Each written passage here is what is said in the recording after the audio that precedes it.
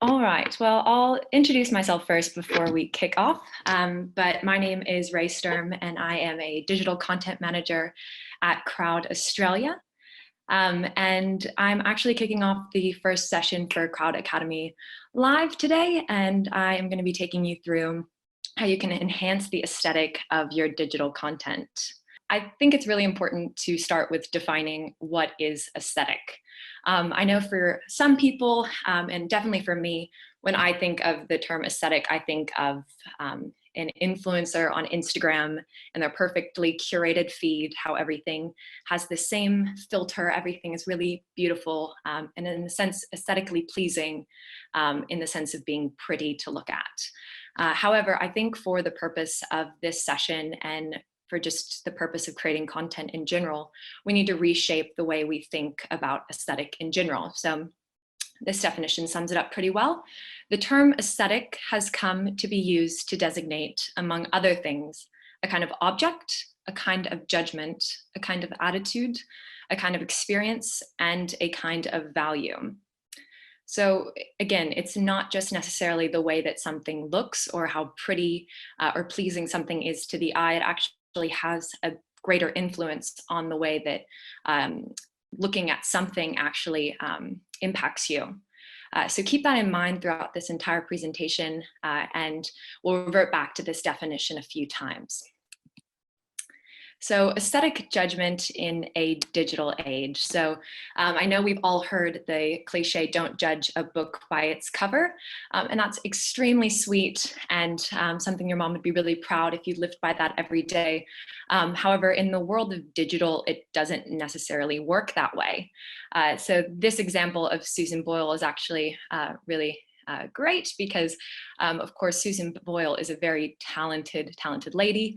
However, when she first walked out on that Britain's Got Talent stage, just based off of the way she looked, her physical appearance, people were really quick to judge the abilities that she had and that talent.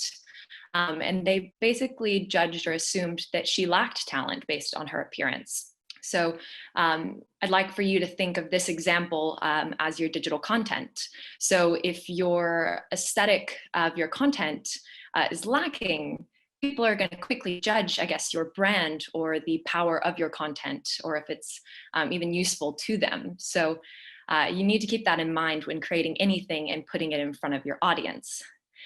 So just even furthering that point of how judgmental people are, a Princeton study revealed it takes a tenth of a second to form an impression of a stranger from their face. So a tenth of a second is an extremely short amount of time to make that type of impression about someone. But even crazier, along with attractiveness, the participants in the study were actually able to assess another trait, and that was trustworthiness. So, you know, it says a lot about the snap judgments people can make, but it's also really important to note that no matter what you're putting out into the world, you know, whether it is your physical appearance or the appearance of your content, people do make assumptions. So if you are putting content into the world, you want your audience to make the right assumption. So going a little further, actually talking about aesthetics and really diving into this whole world that I'm about to introduce you to of how important it is, you need to understand this concept of neuroaesthetics. So neuroaesthetics is a new field of science that aims to combine psychological research with aesthetics. This involves the brain's perception and response to art and other visual elements. So it's a really cool concept, and I recommend that you dive deeper and research this for yourself after this session.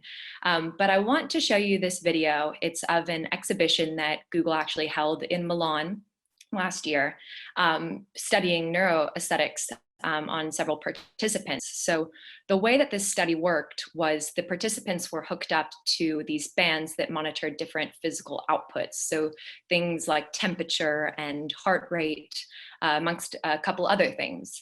And the whole goal of this experiment was to have the participants walk through various rooms that had various aesthetics. And the output on the band kind of monitored how comfortable someone was in the room or how much their body actually physically reacted to that space. So I'll play the video and then we'll talk about why this is important when it comes to digital content. Design matters. It's why we spend the time making the decisions we do. Those things that we as designers intuit, neuroscience is now proving have an effect. Google created an exhibition that is showing design's impact on our biology. The way that I explain neuroaesthetics is really simple. It's basically how your brain changes on the arts. When you have a heightened aesthetic experience, like a piece of music, a sunrise, things that really elevate your everyday experiences, they change you. They change your biology, they change your mood, they change your emotion. I called Suchi Reddy and I said, taking the neuroaesthetic principles, could you create 3 different rooms that would evoke different responses? The goal is to see how people resonate with space and to really find out whether what they think they resonate with is what their body is actually resonating with. We respond to the aesthetics of our environments, whether we realize it or not. The band can demonstrate with data from the sensors that actually is happening. Heart activity, respiratory activity, skin temperature, skin conductance. We figure out from the data which room is the one that feels the calmest or the most at ease for people. All right, so like I said, it's really, really interesting as a field of science, and I definitely recommend looking more into this exhibition and neuroaesthetics as a whole. But the bigger reason that I'm showing you this is just to describe how deep aesthetics actually can impact a person. So it impacts emotion, it impacts, behavior, thought process, but it also impacts your physical being in this way. So this is something to keep in mind, again, when creating content. It's so powerful to actually enhance with aesthetic. So like I said, there's that physical response that your body emits to seeing an aesthetic. However, there's also an emotional response. So this is the little interactive bit, but I would like for everyone to open up their chat. We'll play a little game. But I'm going to show you a few brands that have a collection of digital content that actually evokes an emotion through a clear aesthetic. So we're going to go in, and I would like you to quickly pick an emotion from this. Yeah, we got a lot of happy. See how funny is it that everyone can pinpoint that specific emotion? Joyful, we got a lot of joy, warm, yeah. Cheeky. So this brand is Go-To Skincare, and it's a beauty cosmetic line. And yeah, it's exactly it. This content is happy. It is bright. It makes you really feel awake and alive. And I think that that's what they were trying to do with this. And they're doing a really great job. However, like I said, it's not necessarily just Instagram that's evoking those emotions. So you have this Instagram feed on the far right, but you also have other elements of digital content. So you have the landing page with the banner. You also have some feature images of their blog content. You have video content. And then you even have the call to action buttons that are featured within the website. So all of these are pieces of content, and all of these have a really consistent and clear aesthetic throughout. We have another example. So we'll go on to the next one. All right, so this is Nike. So do we have any emotions that this evokes? Active, yeah. Definitely. Energetic, cool, sporty, persistent, strong, intensity, yeah. These are all great. And, especially since, we're all kind of cooped up inside, it's definitely motivational. I think, all these are really good. Yeah, inspiring, focused, and Nike, that is, pretty much Nike's brand. It's all about performance and athletics. And this array of digital content is also really strong in conveying that. You know, we have things from the colors that Nike uses. They use really strong contrasting colors, really sharp blacks. They also use movement within their content. So their photographs and videos show people actually in physical motion, and that's really powerful as well. Everything as well, from the typography to the white spacing on the landing pages and the product pages, play into that overall aesthetic that they're trying to evoke. All right, and last emotion, this is it. All right, so everyone should know this brand. Any emotions that this actually evokes within you all? Love, nostalgia, yeah, hungry, joy, pride, silly. Yeah, I think for most people, not necessarily me, but most people, if you're Australian, it might bring a sense of nostalgia, which is really nice, or breakfast.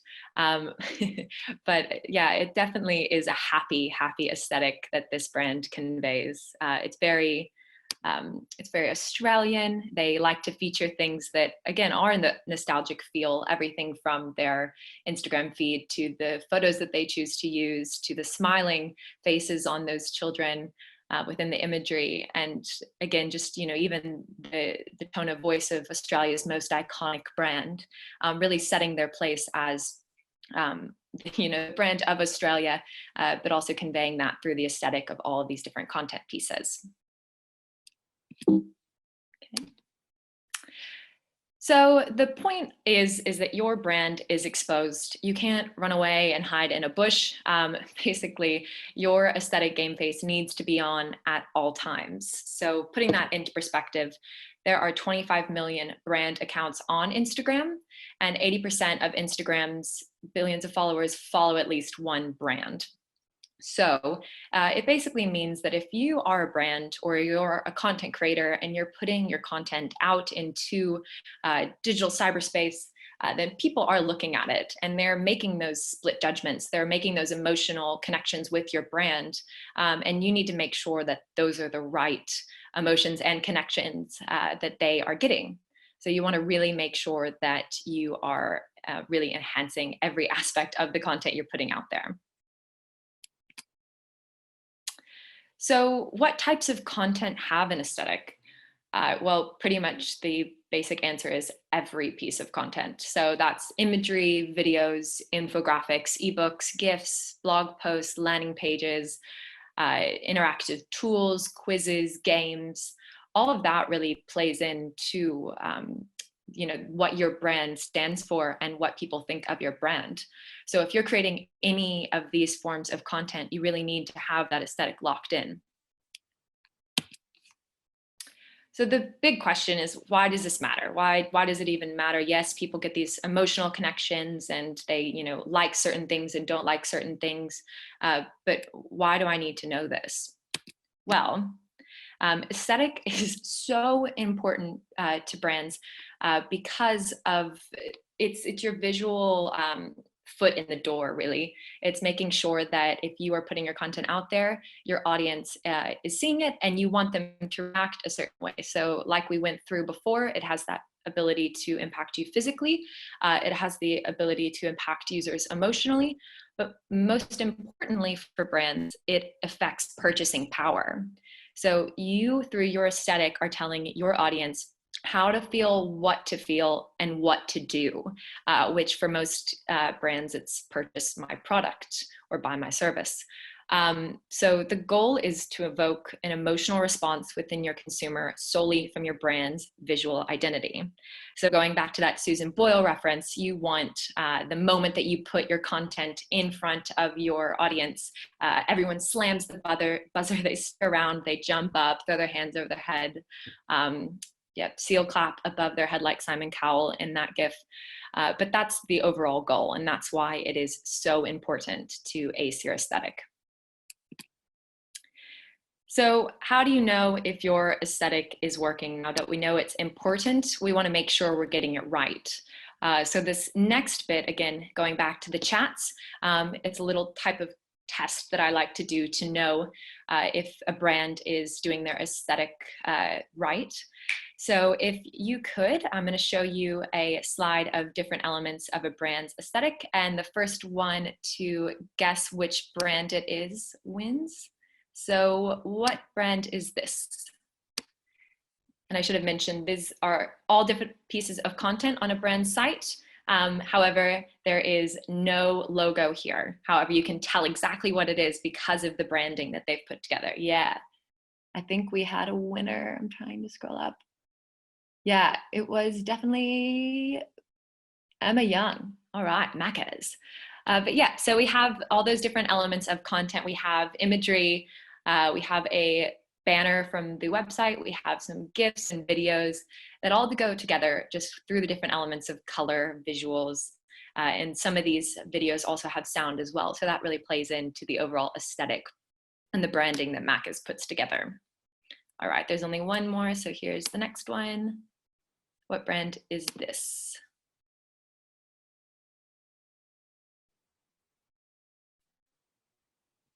You guys are too quick, I can't even tell the winner. All right, so that was Holly won, but yes, this is Spotify. So this passes the no logo test in a different way. So the previous example with McDonald's was those visuals and the colors and the imagery. This is a little bit different because it's really heavily focused on the topography of these pieces of content. And what's interesting about this is that these are different ranges of content and even physical content. So we have that out-of-home ad on the side of the building that also plays into the overall aesthetic. So it's not just necessarily the digital imagery, it's the physical aspect of a brand as well that needs to convey an aesthetic so people understand and recognize what brand it is. So now going into it of actual ways that you can enhance and elevate your aesthetic aesthetic, and hopefully you take away from these tips and you can make sure that you ace your aesthetic. So number one, you need to write copy with an aesthetic purpose. So really important to note that it's not what you say, it's how you say it. The written copy of your website, your digital content, anything, it really communicates the meaning and experience for your brand. So yes, we've seen a lot of visual examples. However, the copy within a blog or the copy within a landing page or a press release, all of that is content, and all of that really plays into the way someone makes, I guess, inferences about who you are as a brand. So it does embody your personality, your set of values. It's the way you interact with your consumers and how you speak to them. Elements like text, word length, and white space all play a big role in this. So really setting that clear tone of voice guide is a great way to make sure you have a consistent aesthetic. So number two, rethinking your brand's imagery. So this is an example of one of our clients, Thrifty. And Thrifty sells a product and a service of the hiring cars and driving, ability to drive them all across Australia. However, through this content, they're not necessarily selling just their product, the car that you can hire. They're selling that the experience that the product can give you. And they're doing that through the content. At just first glance, you can look at these images and you can see that this is a great way to experience Australia. And if you want to experience Australia through road tripping, you should go to Thrifty.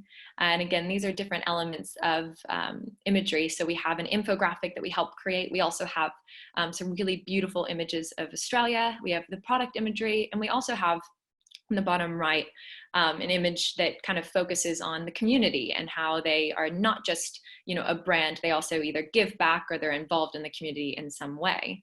So considering all of these different elements within the content play into, again, who you are as a brand. Furthering that example, again, here are just some other elements more from the website side of things.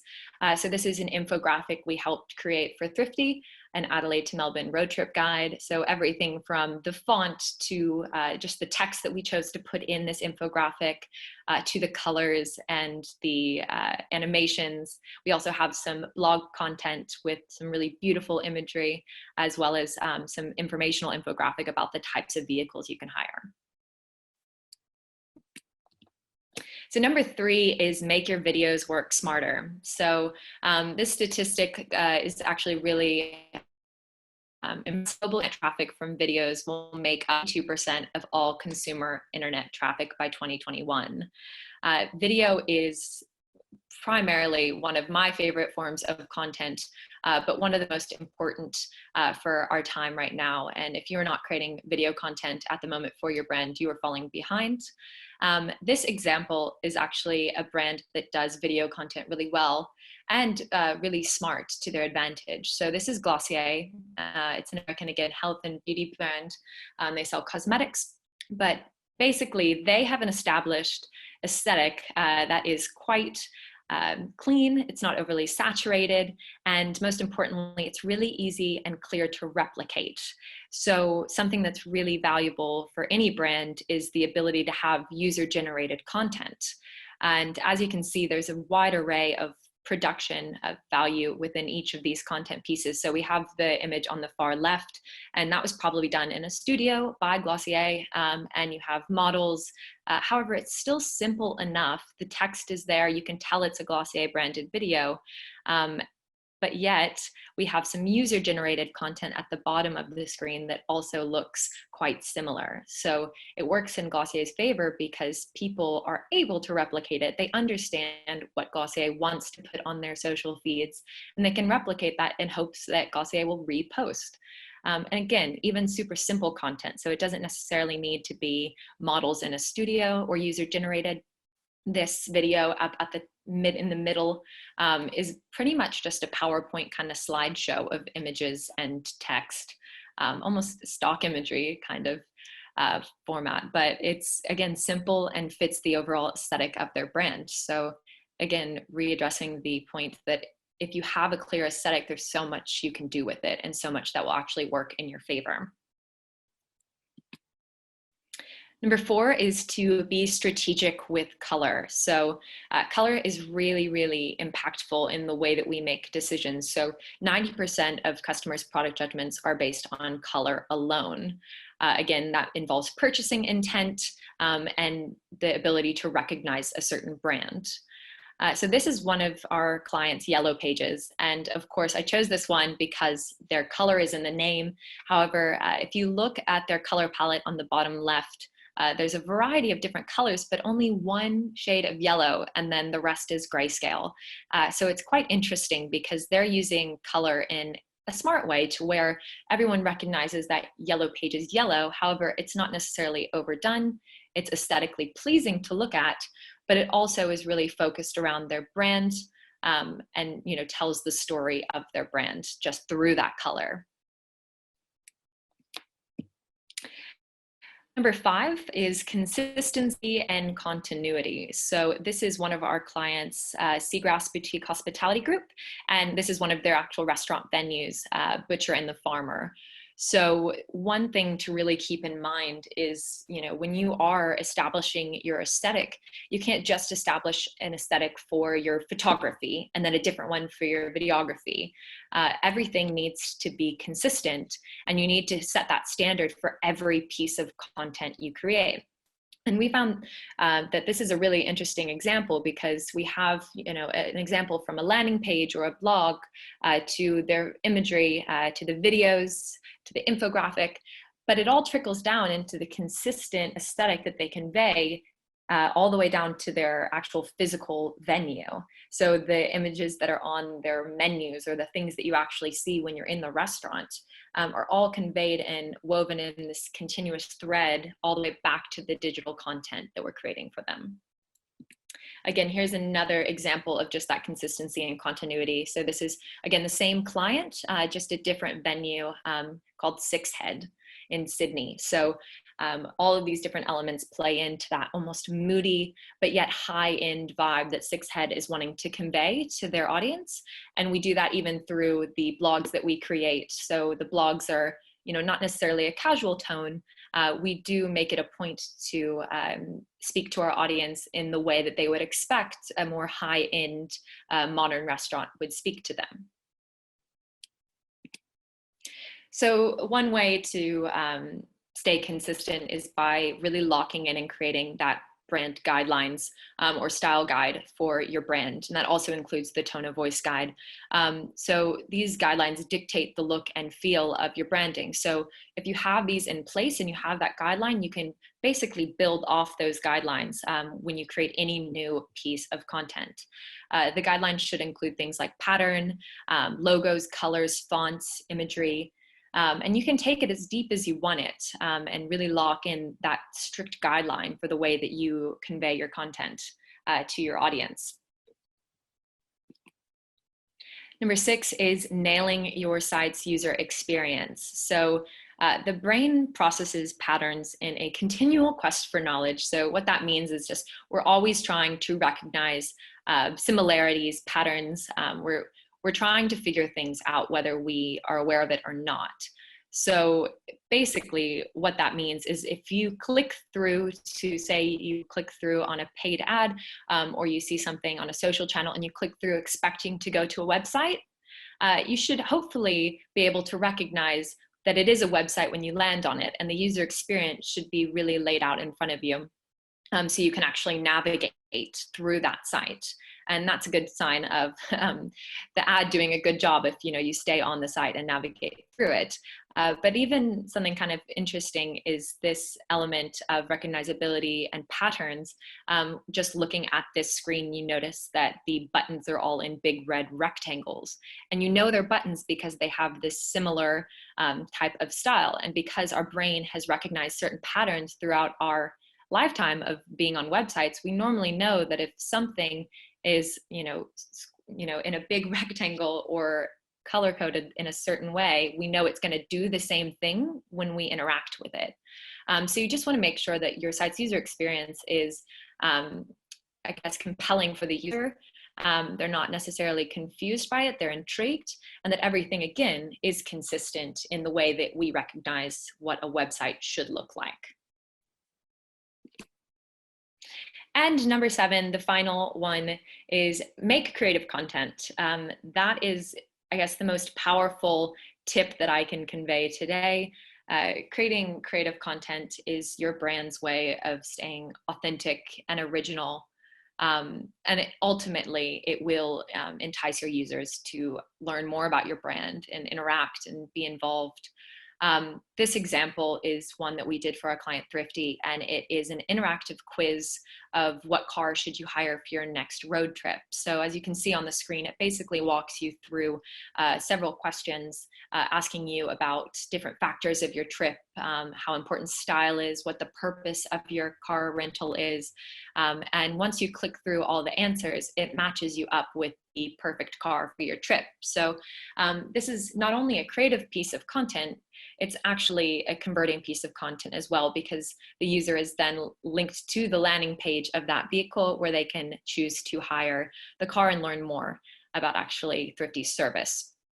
So these elements of this quiz are all, put together and creative, but they're, again, consistent with the overall message that Thrifty is trying to convey about the experience of a road trip. But everything from the font to the coloring, just to the user experience of this quiz plays into that aesthetic that Thrifty is trying to convey. All right, so key takeaways. Hopefully those tips were helpful. But overall, just remember, whether you like it or not, your brand is constantly perpetuating an aesthetic. Make it work for you and not against you. So looking ahead, we need to be thinking about how people can experience content on multiple levels. So what that means is that there's going to be new forms of tech coming in to the digital content space, and we're going to be creating content for that different type of tech, those different types of tech platforms. So whether it be AI or, again, video is increasing every day. Those different types of platforms that we're going to be creating for, we need to make sure we have the strong foundations of what our aesthetic is and what our branding is before we start jumping in and just diving in deep to create content, to just simply create content. We need to make sure that everyone is sticking to your individual brand's aesthetic strategy. So with that, now is the time to boost your content production. With everything that is happening in the current state of the world, the internet use has exploded. So people now more than ever are looking for brands to have that voice. They're, when everything is kind of uncertain and not necessarily stable, they're looking for those voices to pop up from either their favorite brands or a brand that they've never heard about. So it's a great opportunity for brands to actually get in front of audiences and give them what they want, whether it be reassurance, entertainment, but just keeping their face in front of their audience, and doing that in a creative way, but also a consistent way with what they were doing before the world was in a global pandemic state. So our advice at Croud is just by actively and appropriately engaging your customer base over this period and continuing to create that really good, engaging content, your brand will come out stronger once all of this passes. And it truly will pass eventually. So you have to continually keep up and interact with your audience. So to recap everything, people will make opinions about your brand from your digital content within seconds. Visual aesthetic isn't just about being pretty, it's about making people feel something. And your digital content is the face your brand shows the world, and it's always on. So something that I found that was really interesting when I was doing a little bit of research for this presentation was I went back to look at actual Croud's brand guidelines. And I found this exact slide within the guidelines, and I thought it was really interesting to share because it ties everything together really beautifully. But this slide says, the identity is more than just a logo. It is a visual system and language made up of many parts that work together to convey the core of what Croud is and what we stand for. I think that pretty much sums up everything that I've been trying to say, is that your brand is not necessarily your logo and you're done. It's so much more. It represents the work that you do, it represents your product, and it also represents the people that work for you. So I thought that was really, really neat. So what does content look like at Croud? Well, it's actually a little bit different. We do things quite uniquely at Croud, mainly because of the way that we have Croud set up using our proprietary tech called Crowd Control. So this tech basically means that we have a network of digital experts on the network, which we call the Crowdy Network. And these digital experts are skilled in all different sorts of elements of content creation, as well as just digital marketing specialists in general. So our content Crowdies have skills diversifying across graphic design, social media. They're videographers, photographers, copywriters. We have amazing, amazing talent through the network. And we also have some of my Crowdies on the network today. So thank you guys for on the webinar today. They're on the network always. But thank you guys for joining. It really means a lot. And it allows us to work with, some amazing, amazing talent. And it allows us to scale the work that we deliver to our clients. So with those abilities, we're able to pretty much produce any form of content you can definitely think up. So like I said, Croud, we offer content and creative, but we also offer a wide variety of other services. So everything from PPC and shopping, SEO, social advertising, programmatic and display, and data and insights. So if you would like to get in touch of any of these services, anything that I can help you with on a content perspective, feel free to contact me. Or go online and visit Croud's website for more details. And we would love to help you figure out your content or any of those other services that we can help you with. Again, my name is Rae Sturm, and thank you all for joining today. We do have some time for those questions that I mentioned in the beginning. So if you do have any questions, I'll go look in the Q&A.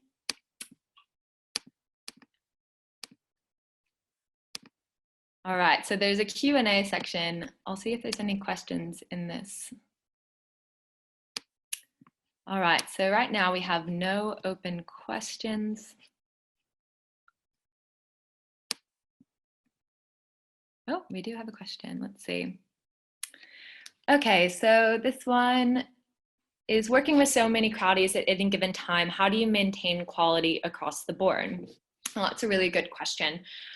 So yes, we do have a wide variety of talent within the network, and we also have a wide variety of crowdies that we work with on a daily basis. However, the way that we work from a content perspective, for sure, is I normally the crowdie recruitment process is a very difficult process to even get on the network. So once they're verified through the network team, they come to me and the content team at Croud, and we actually decipher who would be the best crowdie for that particular client we need to work on. And most of the time we keep that particular crowdie on that client at all times. So they're immersed with the brand guidelines, everything from the tone of voice, style guides, and they're very much so immersed in that client, and they stay on that account as long as they can. So they really become specialists with that brand. All right, we have another one. What do you think are the most important attributes of content strategists?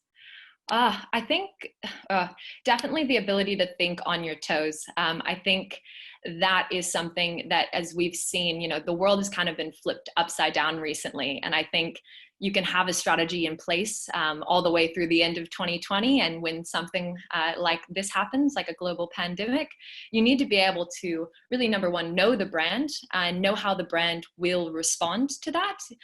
Even if you are agency side, you need to have a strategy for what your content will actually say about that brand, and how you can switch gears really quickly from that strategy put in place, and maybe make something that will still benefit the brand and still benefit the overall strategy without straying too much, but still staying relevant. That makes sense.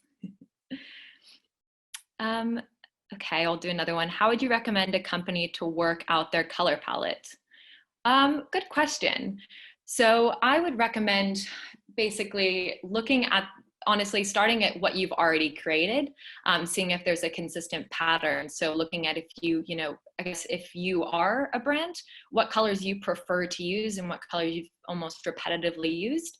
But again, don't be afraid to rebrand and start from scratch. If you look back at your previous content and notice color palettes are all over the place and there's not really a consistent theme, you know, feel free to start over again and stick to that once you actually develop what you'd like to build on. I think creating that color palette is important. So if you don't necessarily have consistency yet, rethink it and look at, you know, I guess what your brand stands for and what you want to convey to your audience through those colors. All right, another one. Yeah, how would you go about rebranding if, for example, the company was very old-fashioned and didn't previously pay attention to aesthetics? Yeah, another good question. I think definitely you need a dedicated team focused solely on branding. You know, it's a big job, and I think you can't tackle it by just continually creating. You need to almost pause and reflect on what you've previously created, and then think about where you want to go. And again, it goes back to what I was talking about before, is you need to think about what you want to tell your audience, who your audience is, in fact, and you know, basically how you want your audience to feel by seeing your content. So you really need to actually just sit down and really focus on your brand as a whole and then start from there, if that makes sense. Yeah, it's a lot of work, but it definitely can be done. And again, you shouldn't be afraid to pause and just, you know, scrap everything that you've been doing and build upon that or start new. This one is a good question. Do you think it's more beneficial to post less content and keep the aesthetic consistent, or stray away from the theme to be able to post more? Good question.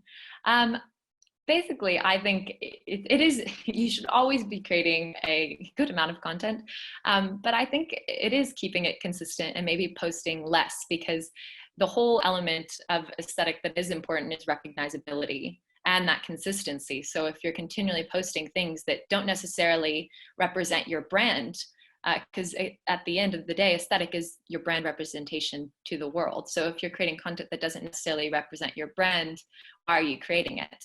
And I think that it is important to start small, really lock in what your brand's content should look like, what it should convey, and then go from there. Awesome question, Beth. Okay, so unless anyone has any more questions, All right. Well, again, thank you guys all for joining. It was really great talking to you guys this morning. Please tune in for the rest of Croud Academy Live's webinars. They're going to be on the landing page, so just click through, sign up like you did for this one, and get involved. And like I said, this whole presentation will be recorded, so it'll be sent to you, but it will also be on Croud's social networks. So again, thank you guys for joining, and I hope you have a great rest of your day or evenings, wherever you're based. And please get in touch if you have any questions.